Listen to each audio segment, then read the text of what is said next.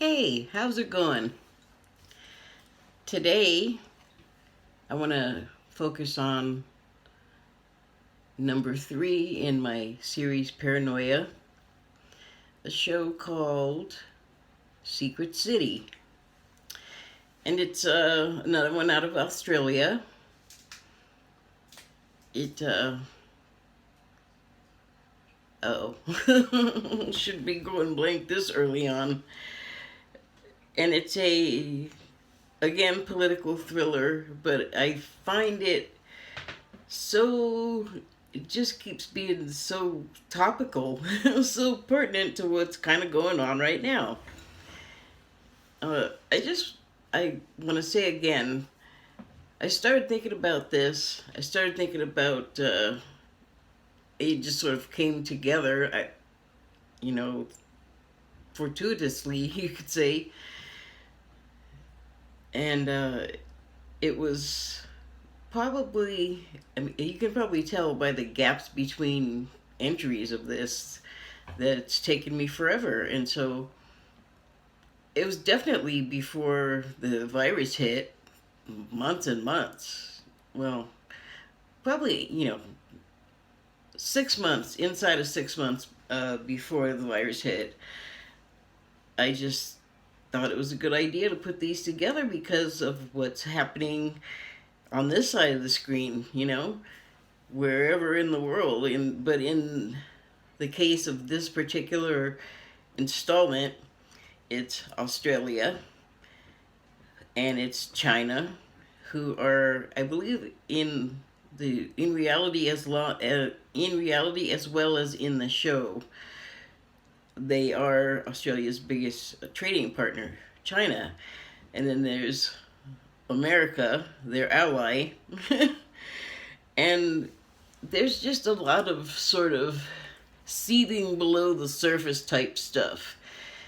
So the main protagonist in this, or the protagonist, I don't know, I guess the main protagonist would be okay because there's several prominent people.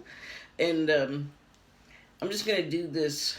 It's a 3 season series, and so I'm just going to talk about the first episode and, the characters there. But, there's the story goes on, and so seething beneath the surface. And it reminds me of, at least where I live.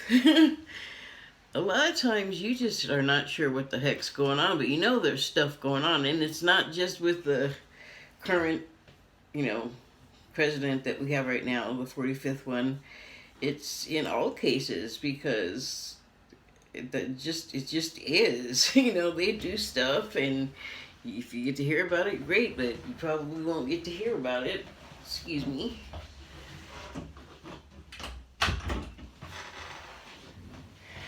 And just a lot of machinations going on out of sight, which I don't like. I don't like being misled, lied to, distracted, diverted, averted, whatever the thing is. Like, you have, as a government, a lot of responsibility, and you shouldn't loot the coffers. You shouldn't talk about how great of a country you are, or, come down on other people for, stuff they're doing in their countries that we're frowning upon, while at the same time we're doing either to someone else somewhere or to our own people in our own country. No. So there's a lot of that in there. But the main protagonist, Harriet Dunkley, works for it's another journalist, interestingly enough, because those feature a lot in reality too, and are under attack by a lot of political entities, not just ours. And that's not new, but it's really kind of savage right now. But she's a terrier, and she's good at her job, and she, a good fictional journalist, or actually a real one too, I guess. I don't know any personally, but they do have their sources in people and that they can get to wherever, and you know, at least how it's portrayed in shows. Like I said, I don't know any personally, but I have, you know, obviously they do those things too. So she's not constrained, of course, by what a police officer would be, and she can use her feminine wiles and her, you know, quick mind to just work her way into wherever she needs to be. It's kind of cool and like really dangerous in the, you know, context of her career, you know, like working, talking, or, you know, as a journalist who often deals with the government. It's like, it's great for the consumer, and I don't know, it just looks like, it looks dangerous, some of the stuff that she does, the stuff they do, and journalists do find themselves in danger, and not just because they're in like a war-torn area. Excuse me. Giganto mug of tea. I should put that down so I can gesticulate, but not fling it everywhere. And so she finds out some things that the government doesn't want her talking about, or whoever, and it's really dense. You know, it's densely woven. It's, you know, it's something you could really hold on to, take a bite out of. Helen, what is my deal with Helen? Harriet Dunkley has an ex. Well, she married, she was her husband. Okay, you got that? Harriet's ex, she was her husband. Her ex-husband is now a trans woman, and she's in an intelligence agency, and it seems to be something like, yeah, I just found out like in this past 4 years or so, like, God, there's way more intelligence agencies in this country than I had any idea existed. They just are like popping out of the woodwork. I don't know, maybe because they get talked about more when people are unfortunately put in to replace someone that just seems to be summarily executed without telling me, at least, very much. And I watch a lot of, you know, types of medium to keep track with what's going on and why, just trying to understand. And well, it's on the record. So I want to talk about the ex, whose name is now Kim Gordon, and she she's one of the sources of Harriet Dunkley. I should make a big sign and put it right there, but I'm in the middle of this now, so I'm not going to do that. And that, the actor that plays Kim Gordon, if you are a fan of the Timothy Olyphant show from several years ago called Justified, he was in that, like, all over the place, pretty prominent character, and he's, oh God, I always do this. I meant to see what the character's name was and what his deal was, but I can just tell you that I had no idea he wasn't American. I've seen him. Actually, we all who watch stuff will have seen him in various things that appear here in America that, if you're like me, you had no idea he wasn't American. But, you know, what I can tell you about his character in Justified, though, is that Damon Harriman is the actor's name, and the character he played in Justified was like always in prison, always in some kind of crime thing, always almost getting killed, always getting his butt whomped on, just getting his butt kicked, and he was just really good. Like, well, Justified, whew, I should do one of these on that. Awesome show, great writing. Anyway, back to Secret City. Damon Harriman is Kim Gordon, the trans woman. And she's a lot like Harriet, really, because when she wants to find something out, she'll do things like go around corners or cut off the corners, or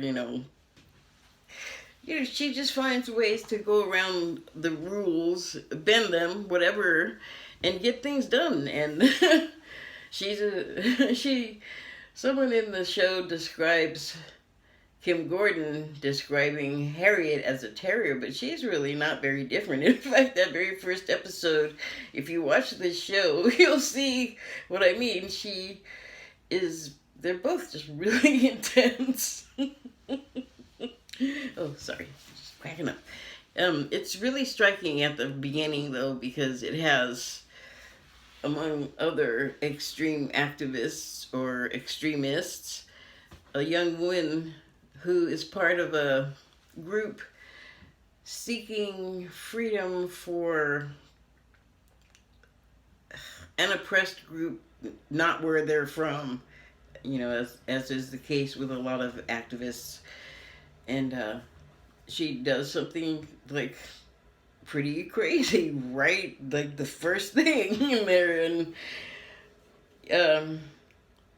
I'll just mention something that I forgot to say early on. Always, there's going to be spoilers. This is all talking about the show, so yeah. I mean, I won't even do like a TV thing where I, give you as little as possible, just to maintain the illusion that you're not going to know what's happening when you go in there to see it, or watch it, however, whatever the thing is. But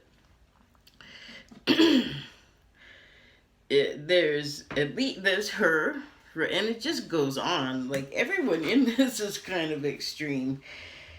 And oh yes, one of my favorites, though, and I think she's in most of the series. Oops.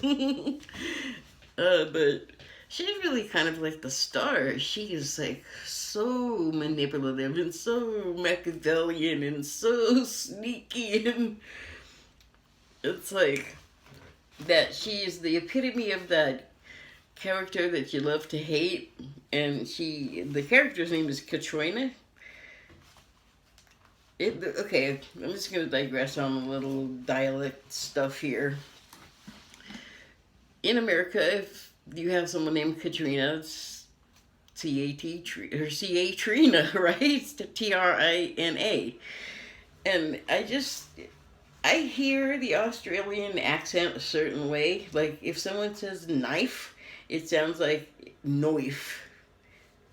Yeah, I'm not Australian. I wasn't trying to do the accent. I'm just saying that's how it will sound. A lot of words will, like, skew away from what I'm used to hearing,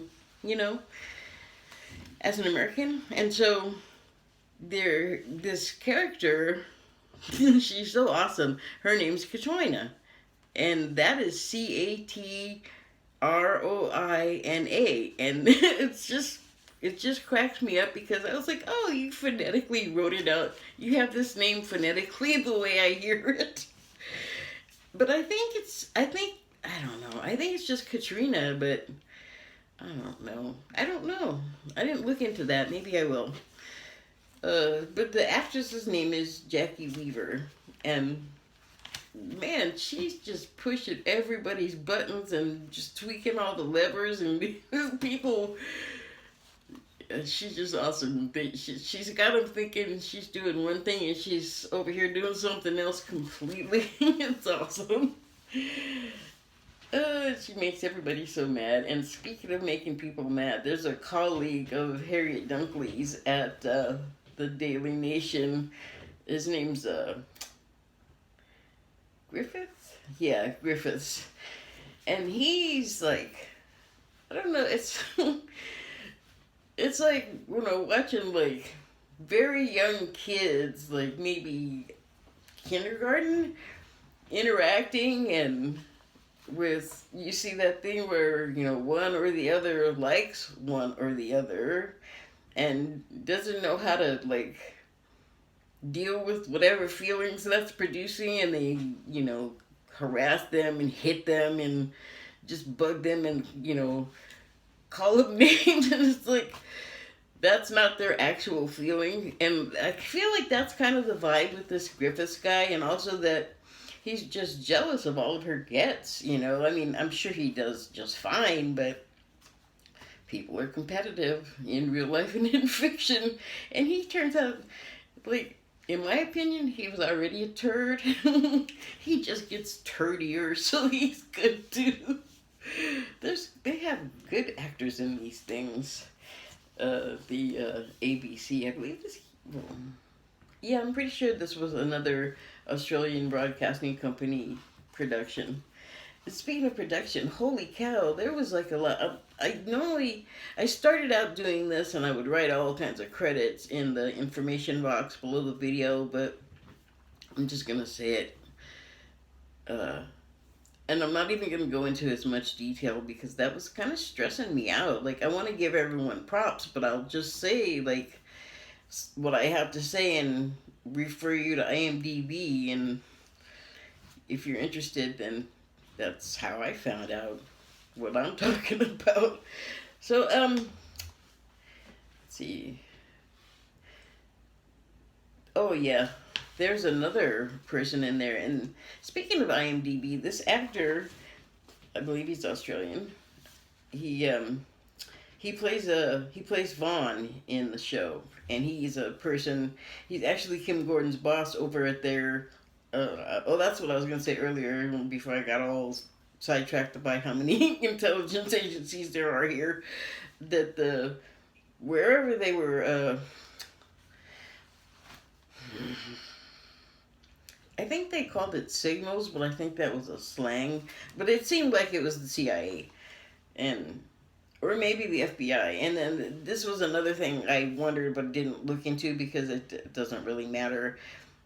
But I kind of made a note that it seems to be like the CIA in that they don't really, their business isn't really domestic work, because they do have a federal police, which is,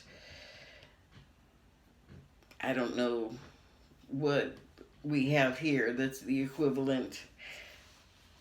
But anyway, this agency that Katrina works in, or no, not Katrina, sorry, that Vaughn works in, that Kim Gordon also was his subordinate.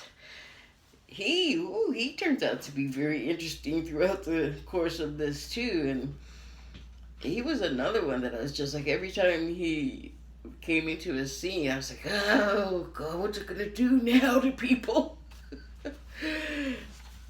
Oh, my goodness, excuse me. Oh, yes. So, there was a dynamic taking place here, and I'm sure, like, again, out of the sight of many of us, because unless we go looking... I have to have another drink here, excuse me. Unless we go looking for the root causes of things, if we even know about them, we won't know about them generally in pretty much most of the media. I mean, you almost have to read like a military newspaper or a foreign affairs newspaper or whatever. I grew up in the era where there was no computer, okay? So then they came along, so yes, I still think of news agencies in the form of newspapers when I reference stuff, but I'm not just talking about newspapers, okay, boomer? So, yeah, that's annoying. Excuse me.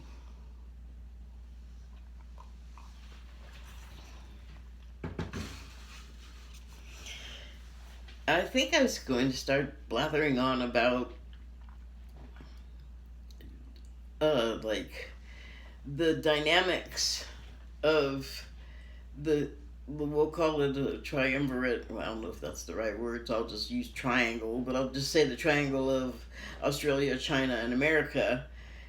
I mean, between the U.S. and China, my feeling is that there's a lot of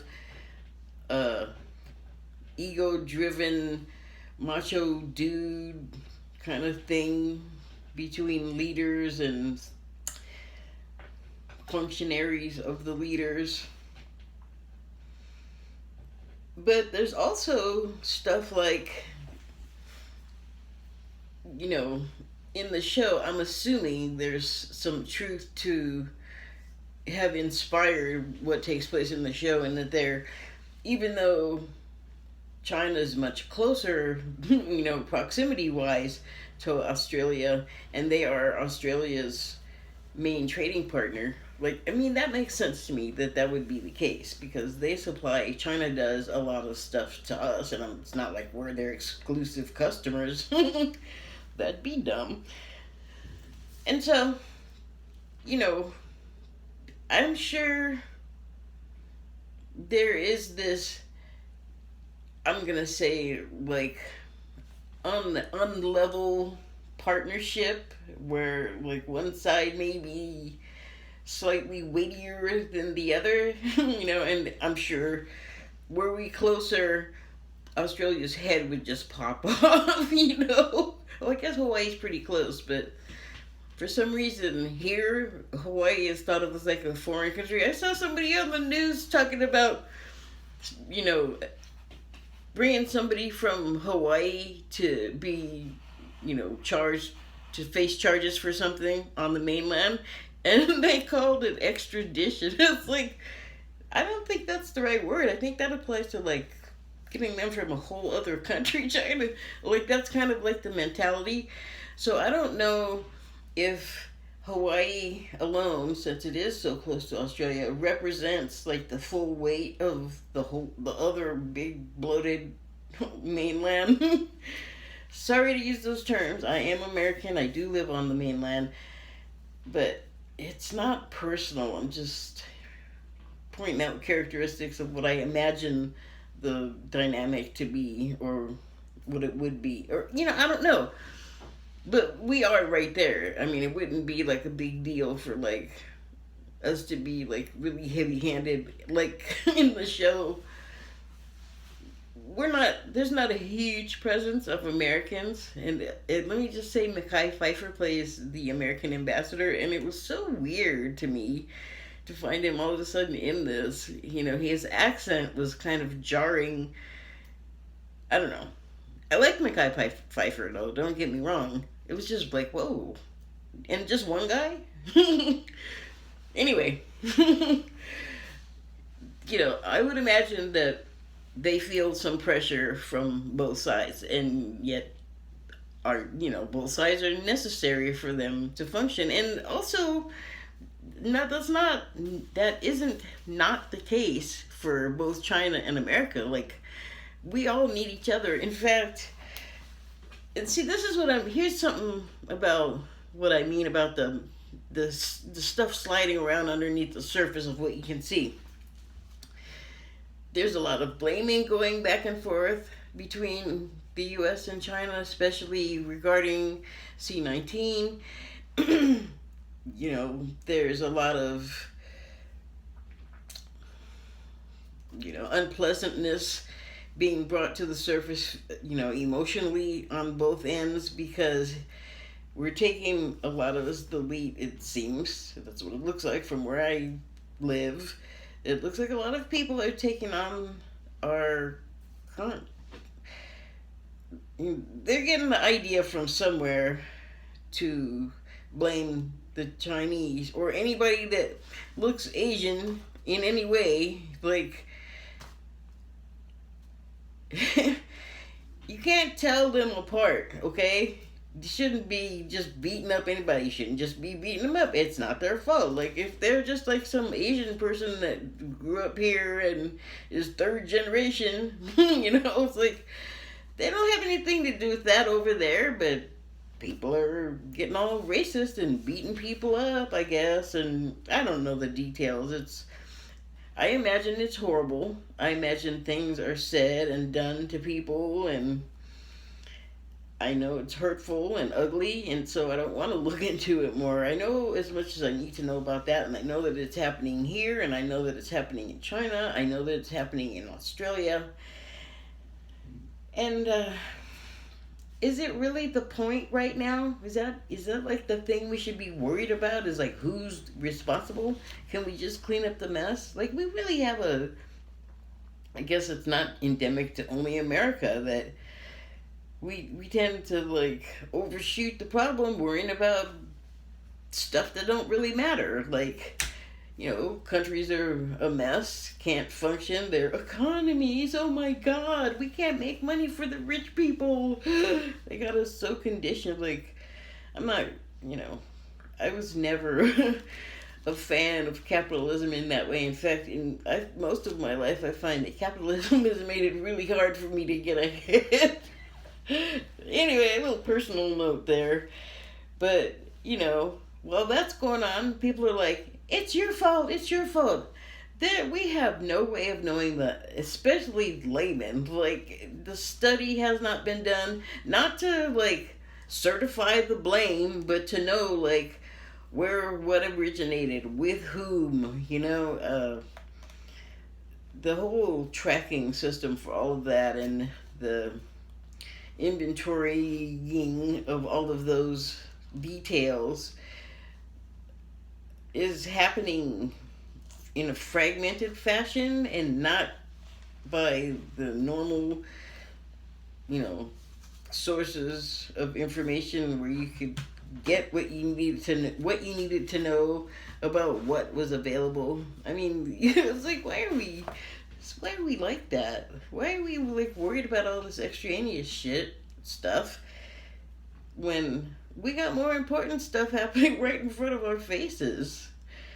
I don't know. I have a lot of time on my hands to think about stuff, so excuse me if that sounded like a strange comment. Let's see. Okay, I think I'm going to start to wrap it up here. And I'm just looking at some of the things that I found sort of similar to American stuff and therefore pertinent. And then also a lot of it, kind of topical too, like with the China. Even right now, China and Australia, I think maybe because of what I was just talking about with like the racial attacks, is causing friction between them. But anyway, the labor minister who was in the show in the number 2 edition of the Paranoia series, the actor, let me make sure I have his first name right, Dan Wiley. He was a police officer in number 2. Installment number 2 in Paranoia. Now, I don't want to confuse myself because I can't think of the name of the show, but it's number 2 in the Paranoia series. Prior to what we're doing in, I don't know, kind of messed up way right now. Okay, so the labor minister he like people like him in his party, but everybody else in the government is not so much. But he gets found out to have been looting, I believe, the miners' pensions, like coal miners or whatever, mineral, whatever, miners digging in the ground and pulling the stuff out. And he was helping himself to their pensions. Oh my, that's not good. And like everyone else, he's not just the guy that you just see. Of course, he got a whole bunch of other stuff going on that he probably shouldn't be getting up to. Makes for great viewing. So then they managed to work in a situation like we had here after 9/11 and get this, this is Katrina, Patriot Act like deal in where, you're worried about this like uproar over here and they're like, oh, this gives us a perfect opportunity to slide this in there. And let's see, we just had an incident like that recently. Like people thought they were coming to town to deal with the problem, and the people that are calling people to town are got some completely other stuff that they want to do in mind, but they don't want to tell anybody that until they get them out there into, never mind, I'm not going to, Don't want to get sidetracked.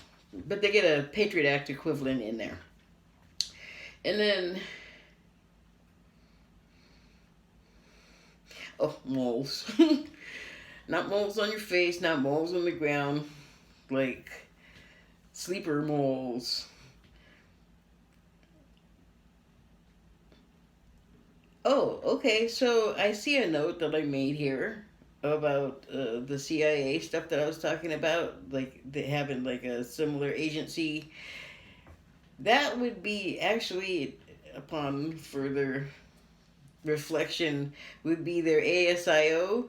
I think that's their CIA like one. But hey, I don't know. Maybe they have 50 but plus intelligence agencies too, and it's just another one.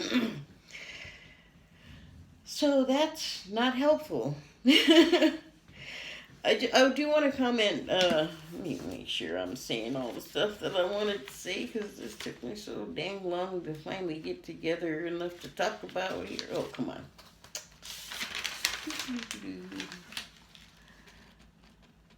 Oh. Nothing. I had tried to script something, but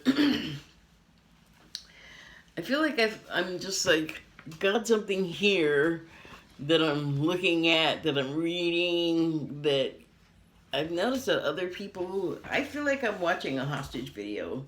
So I kind of feel like feels better to just familiarize myself as best I can and then have my little raggedy notes to consult while I'm talking.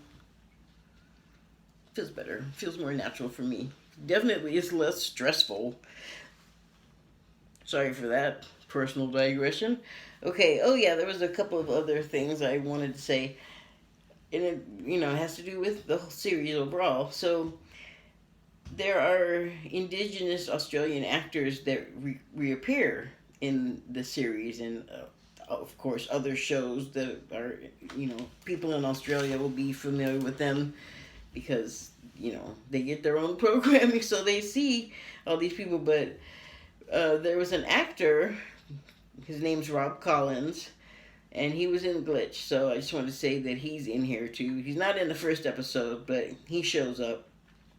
And his story arc, that he and Harry Dunkley and his wife, well, there's the other extremist, or one of the other extremists. Everybody's pretty extreme in here, like their behavior. I don't know. Maybe it's not. Maybe that's normal and I'm just a homebody. I don't know. But, yeah. His wife, she really has problems processing, I think, how to express herself. Like, I guess it's like, it makes me, the way that she just feels like she can do what she does in here. I won't spill that. Give you something to look forward to. She feels like she has the right to decide this pretty, contentious thing, and then to go on and basically inflict it on people to death. So it's like, I'm not a fan of that, I mean, she has a point. I get the point. I'm sure anyone with a fairly well-functioning mind will get the point, but that doesn't mean that you should go out and act on it in such a way that, well, that she did, or that she ends up doing in this show. But, wow. And then Harriet Dunkley, of course, finds her way to get all up in the middle of that, and, she's awesome. I mean, if you find a journalist to be a hero, like an investigative journalist, then she's awesome, right? I do. I think so. I think they're, like, commendable people. I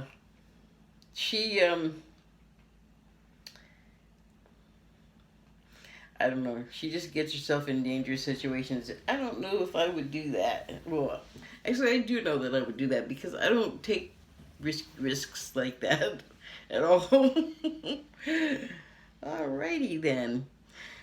Oh, the other thing, final thing that I wanted to mention about this was that one of the companies that are a producer of the series, or their series, The Secret City, was a company called Foxtel. So once I heard Fox, I immediately wondered, is this a Rupert Murdoch property? And it turns out it is. And just because I want to still comment on like synchronous things that happen in my life that seem to have some meaning, I noticed it, so I'm going to mention it.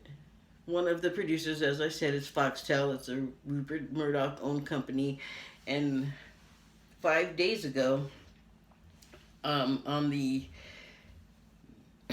Twitter site for a company called Deadline Hollywood, they had a post about Foxtel signing a 5-year deal with Viacom CBS, which are American media producers, purveyors, however you want to call it.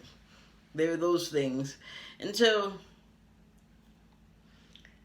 I don't know. If you want, I think I'll probably look into this more just because I'm curious about it, and I was more concerned with getting like the body of the show stuff out of the way.